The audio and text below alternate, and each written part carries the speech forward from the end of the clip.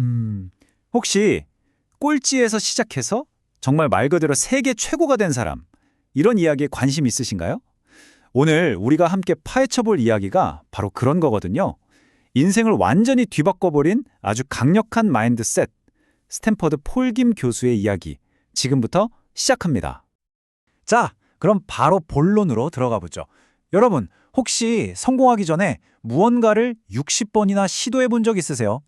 이 숫자 60, 여기에 오늘 이야기의 핵심 열쇠가 숨어 있습니다. 대체 어떻게 반에서 꼴찌를 하던 소년이 세계 최고의 학자가 될 수 있었을까요? 그 비밀을 한번 따라가 보시죠. 이 특별한 철학을 이해하려면요, 먼저 그의 놀라운 삶의 여정부터 들여다봐야 합니다. 폴김 교수는 대체 어떤 사람이었을까요? 여기 왼쪽의 과거와 오른쪽의 현재를 한번 보세요. 와, 정말 극명한 대비가 보이지 않나요? 김 교수는 한때 그 경직된 학교 시스템에 전혀 적응하지 못하고 뭐랄까 겉도는 학생이었어요. 하지만 마음속으로는 항상 이게 끝은 아닐 거야, 이게 전부는 아닐 거야 라는 그 믿음 하나를 꽉 붙잡고 있었던 거죠. 바로 그 믿음이 그를 완전히 새로운 길로 이끌게 됩니다. 아니 대체 이런 놀라운 변화를 이끈 힘의 원천은 뭐였을까요? 김 교수는 이걸 아주 특별한 개념으로 설명하는데요. 바로 초자기주도력입니다. 자기지도력이라 좀 생소하죠? 대체 이게 뭘까요? 기본적으로 우리가 아는 스스로 계획하고 실행하는 자기주도력 있잖아요. 거기에다가 이걸 그러니까 울트라 수준으로 확 끌어올려주는 두 가지 핵심 요소가 더해진 개념이라고 보시면 돼요. 그 두 가지 핵심 요소는 바로 이겁니다. 첫째는 비판과 좌절 속에서도 나를 지켜주는 감정적인 갑옷, 바로 자기 회복력이고요. 그리고 둘째는 내면에서 계속 나아가게 만드는 강력한 엔진, 자존감입니다. 자, 그럼 이 마인드셋이 왜 하필 지금 이 시대에 특히 중요할까요? 정답은 바로 인공지능, AI 때문입니다. 이게 있고 없고에 따라서 우리가 앞으로 AI라는 거대한 기술의 파도에 휩쓸려 버릴지, 아니면 그 파도를 타고 상상도 못할 곳까지 나아갈지가 결정된다는 거죠. 정말 중요한 분수령이 될 겁니다. 이 마인드셋의 진짜 힘은요, 바로 실패를 어떻게 바라보느냐에서 드러납니다. 자, 이제 맨 처음 던졌던 질문 기억나시죠? 그 숫자 60으로 다시 돌아가 볼 시간입니다. 여기 보이는 5구라는 숫자, 이게 뭘 의미하냐면요, 김 교수의 한 학생이 투자 유치를 받으려고 시도했다가 거절당한 횟수입니다. 59번의 거절. 와, 상상만 해도 정말 숨이 턱 막히지 않으세요?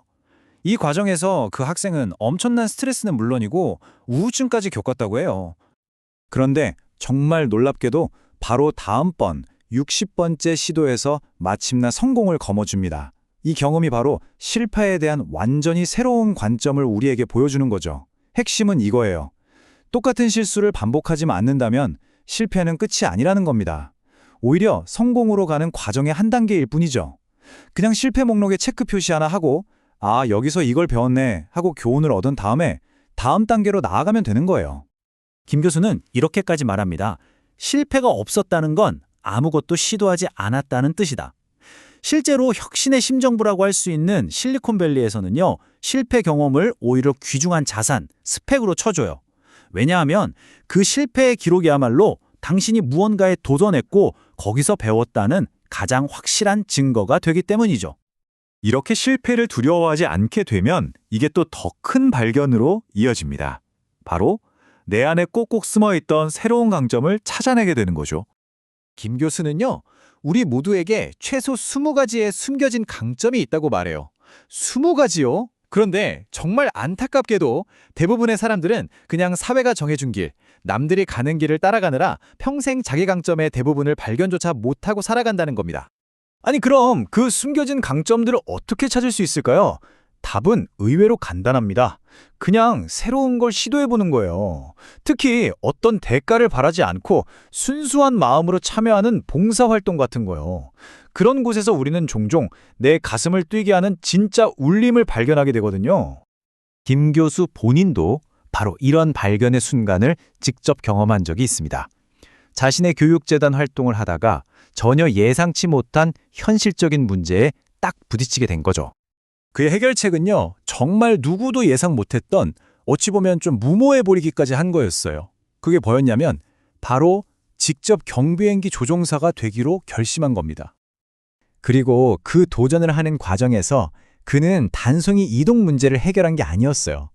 비행기 조종이라는 자기 안에 새로운 역량을 발견했을 뿐만 아니라 그 경험을 통해 얻은 깊은 통찰력이 그의 삶 전체를 훨씬 더 풍요롭게 만들어 주었죠. 자, 이 모든 이야기는 결국 하나의 질문으로 이어집니다. 이 놀라운 마인드셋을 과연 어떻게 우리 삶 전체에 적용할 수 있을까 하는 질문이죠. 김 교주는 묘비에 새겨진 출생 연도와 사망 연도, 그 사이에 있는 짧은 선, 바로 이 대시에 주목하라고 말합니다. 생각해보면 정말 그렇죠. 이 단순한 선 하나가 결국 한 사람의 인생 전체를 의미하는 거니까요. 그렇다면 질문은 바로 이것입니다.